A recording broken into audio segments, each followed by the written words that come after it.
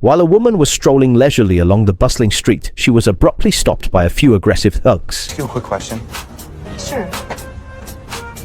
When did you become a traitor to your race? The bald man insulted her African-American husband and reached for her belly. It hurt so much. Oh!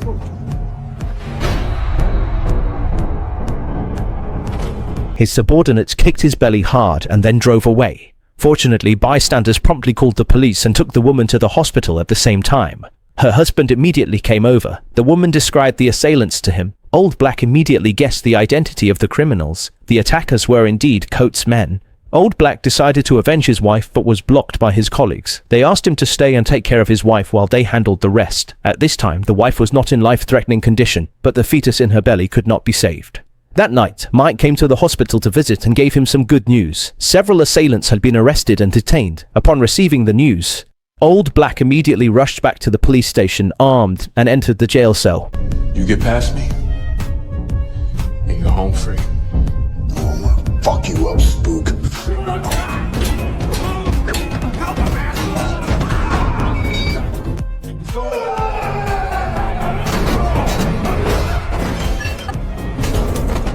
After taking down 2 people, Old Black exited the cell and grabbed another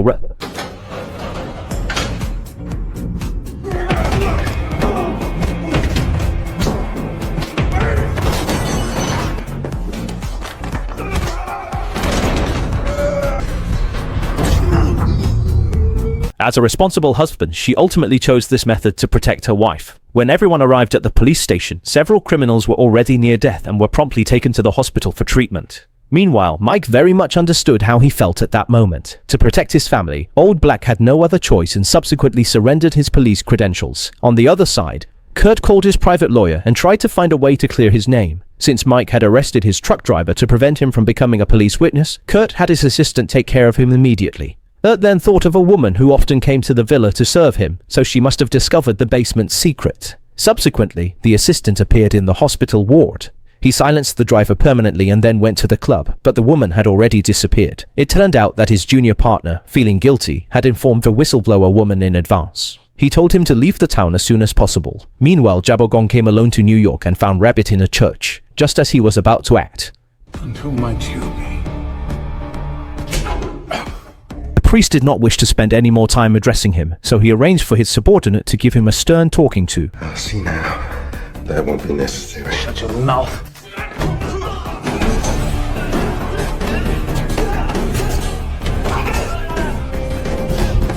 Jabba decided to kill the rabbit immediately. Fuck me. A hero avoids immediate loss. Jabba fled swiftly, ready to leave the church, but then... Meanwhile, Mike was preparing to inject Xiao Mei, but at that moment he received a call from Jiabo. You need to get your ass to New York now. I'm in deep shit here, man. Your Presbyterian, room 307. Now you gonna find me. I'm on my way. Then immediately rushed to Anna's house after learning that Jiabo had already found the rabbits. Anna decided to head to New York immediately, but at that moment she was blocked by her husband. In the next second, she pointed the gun at Mike. In desperation, Anna finally told her husband the truth, his father's name. His name was Father! Because I would kill him. Or die. Meanwhile, 2 assassins had already arrived at the hospital where Jiabo was staying. However, at that moment, Anna happened to encounter them when she saw the tattoo on their neck. Mike came to the ward to prepare to take Jiaguo away, but at that moment the assassin suddenly appeared.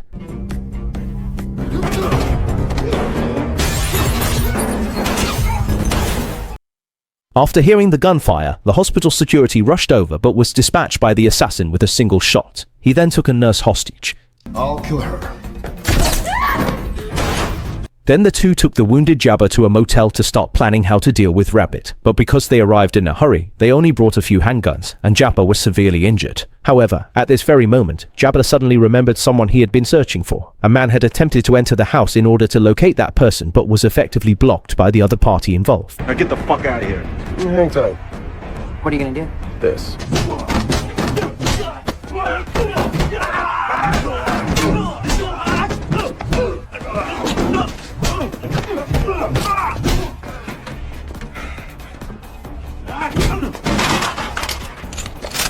Don't fucking move. He then brought the two into the house, but when the man saw Mike, he became excited at once, as the two were old friends. The man was the local arms dealer, and Mike's purpose in coming here was to get some equipment. Because Mike had saved his life before, he agreed without hesitation. He repaid the favor to Mike. Then the two, along with the gear, returned to the motel to prepare to go find Rabbit and finish it. Due to Jabba's severe injuries, Mike did not intend to let him participate in this operation. Then the two arrived at the church where Rabbit was, easily took out several guards, but when they entered the church they found themselves in a trap. It turned out Rabbit had already known about their plan. Dispatch people to ambush early. You were us, right? Damn straight.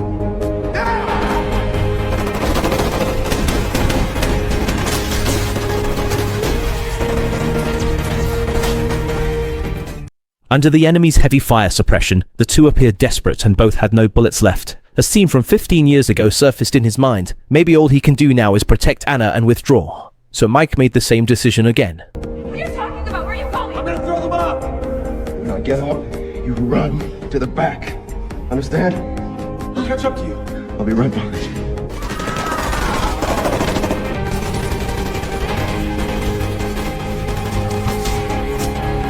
However, to his surprise, Jabba and his friend suddenly appeared and took care of the opposition. Afterwards, the two found the rabbit in the yard, and the 15-year grudge was on the verge of being settled. I strongly suggest that you go to hell and never return, as I have no desire for your presence in my life. Go to hell. Okay. After settling the 15-year feud, Anna returned to her family. Mike went back to Xiaomei, while Jing Yuan, Elder Black, took his wife to another city, ready to start a new life. But an accident happened that day.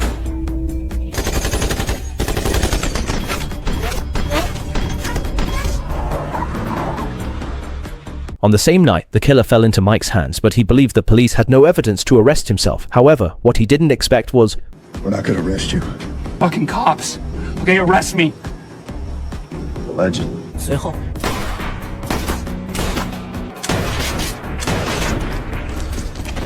the three of them once again betrayed their principles for justice. At the same time, Rebecca found the captain and willingly offered herself. But then Rebecca drew her knife and dealt with him. It turned out that everything he did was for Kurt. After dealing with the chieftain, Kurt safely returned to the villa. In the end, Kurt rewarded him in another way. Meanwhile, Cheaton received a phone call from a friend. What is it? Alex Longshadow is dead. Back up. Where are we going? Home.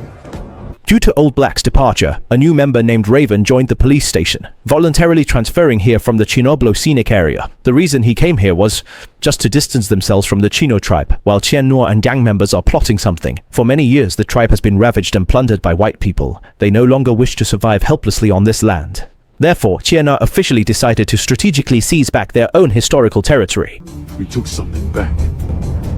This is a Marine Corps training base that stores a large amount of ammunition. On this day, a truck loaded with arms was preparing to be transported to another location, and at this time, Cheaton, however, appeared on the highway holding a bow and arrows, intending to intercept this group of soldiers. This is the United States Marine Corps, baby. Step aside. Taking hostile contact on Conquer. Got him. After receiving the alarm, Nike arrived here. Faced with intense fire suppression, the police were also powerless. Cheaton thus brazenly stole the military's truck. Subsequently, Mike went to the Marine Corps base and found a colonel in charge to understand the situation. The colonel took him to a warehouse and told him everything without any concealment. It turned out that the colonel intended to clear this place and use it to store illegal smuggled goods transported from the war zone. But the next scene revealed a warehouse full of cash to Mike's eyes. These cash were seized during operations and stored here as combat supplies. At that moment, Mike instantly thought of attacking here and immediately called Tengu. He also informed him of this good news. Although the security systems here are military grade, for top-tier hackers at Fate Broadcast, handling their military networks is effortless. Since dealing with the rabbit, Jabba stayed in New York planning to make a big profit, but now he found himself in a predicament. You try working with a motherfucking hand cannon in your face. It turned out that several people coerced Jabba into doing something illegal, but Jabba played a little trick. That's it? You're in? Oh no, that's just the signal. Signal? What signal?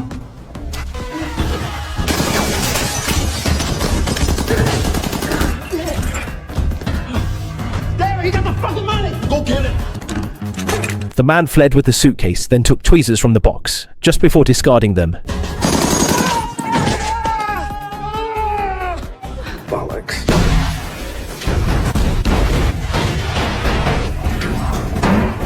A suitcase of cash was destroyed by the explosion. Unexpectedly, in the end, it was all for nothing. However, at this time Mike called. I just had eyes on 8 to 10 million in unwashed US dollars. Jack still couldn't refuse such a large amount, so the next day, several people began to conspire in the pub and investigated the source of the money. It turned out that the money was plundered during the operation and was not reported truthfully. This means someone intends to hack the money. This person is a wolf in sheep's clothing within the Marine Corps. Upon learning the man's identity, Anna instantly became nervous. After their divorce, she often sought pleasure and had an ambiguous relationship with the colonel that night. The colonel came to Anna's hotel again that night, but Anna refused him. He didn't want personal feelings to affect this operation, and their relationship was thus ended. On the other side, Colt went after their people. These individuals are also in the flower business, but because Cotter's factory was bombed recently, leading to its shutdown and inability to operate, they took the opportunity to seize Cotter's market. He hopes both parties can make money harmoniously, so he wants the other party to return his market. Cotter's strength is well known, so he doesn't want to cause this trouble, but his son doesn't hold Cotter in high regard. Take that back. Did you just say? Shut your mouth. Got it, Dad. Yeah, I heard you were a scary dude back in the day, but he doesn't look so scary now, does he? March! Rebecca, no!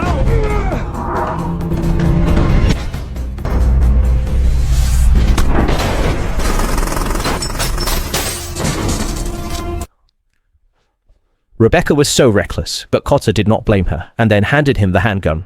Finish what you started.